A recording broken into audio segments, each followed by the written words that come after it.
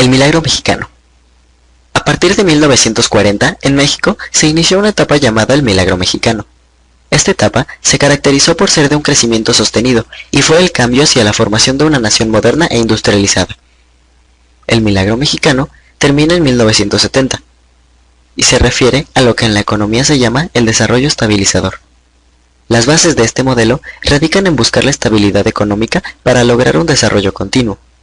La estabilidad se refiere a mantener la economía libre de topes como inflación, déficit de la balanza de pagos, devaluaciones y demás variables que logran la estabilidad macroeconómica.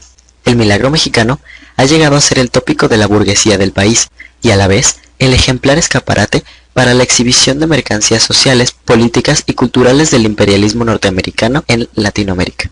El milagro mexicano posee dos rangos de crecimiento nacionales, los cuales son el crecimiento hacia afuera y el crecimiento hacia adentro. El crecimiento hacia afuera, la Segunda Guerra Mundial, dio un gran estímulo de crecimiento de la economía mexicana. De 1940 a 1956 se da en México un periodo de crecimiento hacia afuera, basado en el dinamismo del sector primario. Esta política puede definirse como crecimiento sin desarrollo, ya que el número de industrias del país aumentó. Durante el mandato de Ávila Camacho se observó una notable estabilidad política y un crecimiento económico. Entre 1940 y 1945, el Producto Interno Bruto creció a un ritmo de 7.3%, índice nunca antes alcanzado en una etapa postrevolucionaria. Los regímenes presidenciales de Manuel Ávila Camacho y Miguel Alemán Valdés proporcionaron los medios para alentar el crecimiento económico, la consolidación del mercado interno y la inserción de México en la economía mundial. La actividad industrial registró un vigoroso crecimiento. La tasa de crecimiento del Producto Interno Bruto alcanzó entre 1947 y 1952 un promedio anual de 5.7%. Crecimiento hacia adentro. De 1956 a 1970, la economía mexicana gira 180 grados, creciendo hacia adentro, vía la sustitución de importaciones, es decir, México debía producir lo que consumía. La economía mexicana estuvo basada en el dinamismo del sector industrial, contrayendo la estabilidad de precios y ajustándose a los problemas productivos y financieros por los que pasó el país. El crecimiento industrial en el periodo de 1940 a 1970 mantuvo un ritmo de crecimiento sostenido, aunque basado en un mercado cautivo que le proporcionaba la política proteccionista diseñada por el Estado, situación que trajo como consecuencia el desarrollo de empresas sin competitividad con el exterior, que les impidió consolidarse a través de la exportación hacia mercados extranjeros, condición que impediría la creación de una verdadera industrialización moderna e independiente, que contribuyera al desarrollo social de México postrevolucionario. Como podemos observar en la siguiente tabla, el crecimiento es tal que en millones de pesos pasamos de un Producto Interno Bruto de 11.650 millones de pesos en 1910 a 12.265.5 millones de pesos en 1968, con crecimientos porcentuales de más de 6 puntos, como es el de la industria de la manufactura, 3 en gobierno de comercio y servicios, entre otros. Neoliberalismo.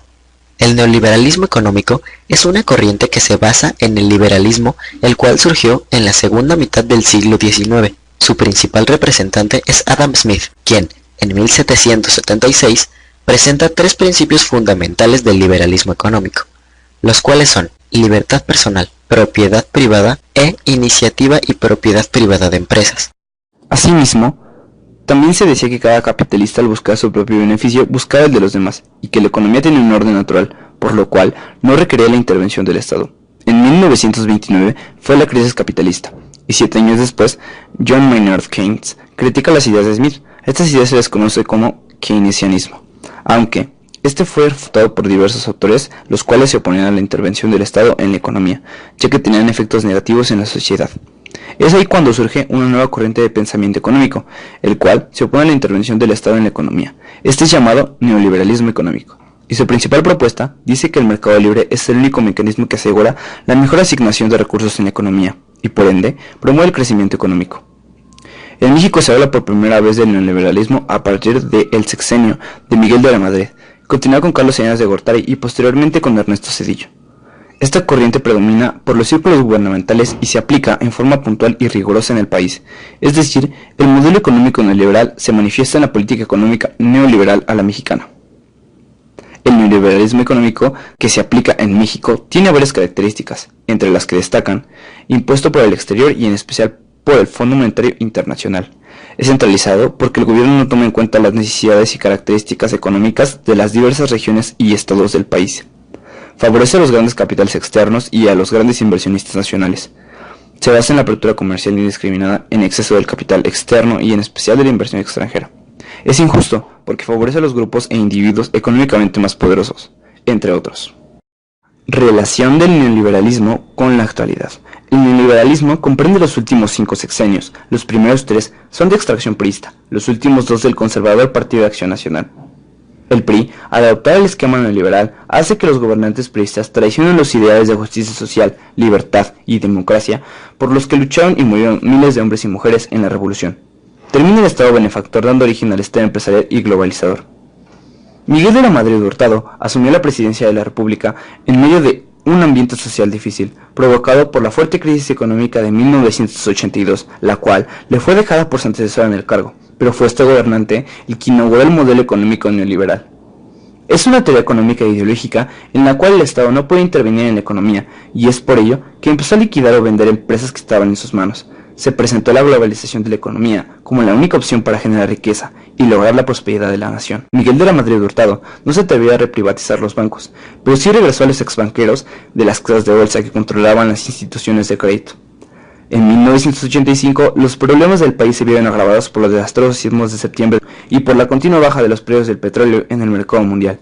Entre el año del 86 y el 87 hubo una recuperación en la economía y generó un superávit en las finanzas públicas, regresando al país muchos de los capitales fugados en 1982. Sin embargo, esto se vio interrumpido, ya que en octubre de 1987 se desplomó la Bolsa Mexicana de Valores. También es importante mencionar que al debilitarse el peso, el gobierno se vio obligado a devaluar la moneda, lo cual pulverizó los salarios de los trabajadores. Para el 30 de septiembre de 1992 quedaban solo 221 empresas controladas por el Estado. Se puede destacar el neoliberalismo por la gran corrupción que se vivió desde que este fue implementado en nuestro país. El gobierno de Vicente Fox promovió una costosa campaña publicitaria para convencer a los mexicanos de las bondades de su reforma fiscal. Quería convencerlos con el argumento de que se beneficiaría a los más pobres del país, pedía sacrificios al pueblo mexicano, pero él ni siquiera se medía en gastos. Por ejemplo, gastó 4 millones en cambiar toallas, sábanas y manteles en la residencia oficial de Los Pinos.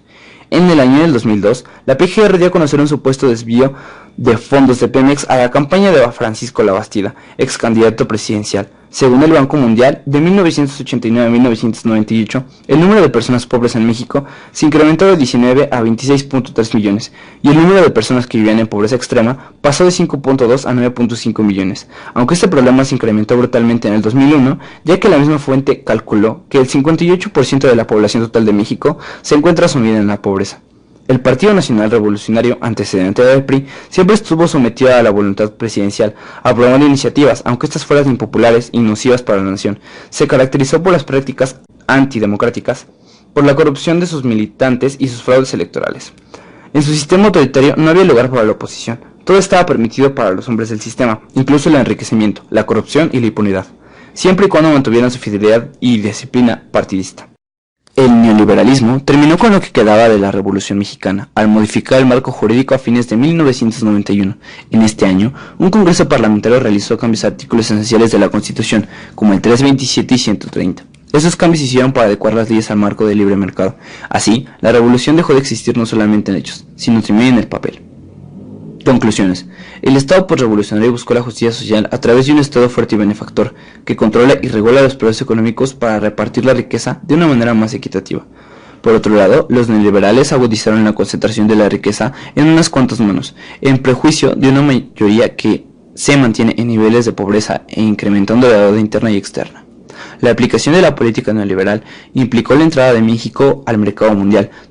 También exigió la reducción del gasto público, la disminución del papel rector del Estado en procesos económicos, eliminación de subsidios, entre otros. La globalización disminuyó la soberanía nacional al permitir que las mercancías del capital transnacional cruzaran libremente las fronteras nacionales. Los resultados de este modelo neoliberal han sido para la mayoría de la población mexicana aumento de pobreza, bajas en los salarios y aumento de desempleo. Asimismo, también aumentó la deuda pública y la deuda total del país.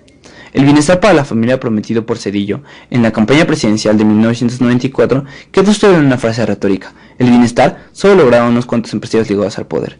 La política neoliberal no generó un reparto equilibrado de la riqueza y solo la concentró en unos cuantos magnates de la industria. Este programa es público ajeno a cualquier partido político. Queda prohibido su uso para fines distintos a los establecidos en el programa. Este programa es público ajeno a cualquier partido político. Queda prohibido su uso para fines distintos a los establecidos en el